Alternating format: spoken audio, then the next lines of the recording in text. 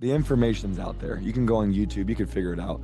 The problem that you're probably running into is like, okay, but there's so much information. What are the things that I should focus on first? If I were you, I would focus on implementing split testing on your thumbnails as part of your strategy, because you're already creating great content. Now it's just like, okay, how do we fine tune some of these things to really maximize results? If you were to look at like an exponential curve, this is where things get really fun. If you're looking at an exponential curve, for the first, let's say 80% of that exponential curve, the difference between like 20% and like 40% on this exponential curve doesn't have that much of a lift. But the further you go on this curve, the difference between 90% and 91% could be astronomical.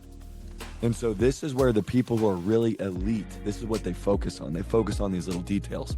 So you got consistency down, you have a great message, you have a needed message, and dare I say, you have an anointed message. You have a message that the Lord has promised through his word, he will put the weight of heaven behind, because he wants his glorious deeds published on across the globe. So you're in the right place. You're positioned very well. If you focus on your click-through rate with your titles, trying out different titles, and anytime you do a video, make a goal to create 2 different thumbnails. What my coach has said to me, which I thought is really helpful, is different is better than better for different YouTube thumbnails. Different is better than better.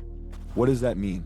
It means rather than create 2 thumbnails that are like 1 degree different from each other, like one's got like a color, you know, you're wearing a red shirt, the other's you're wearing a blue shirt, like make them really different and just see how that works for a while. And then you can kind of look at the patterns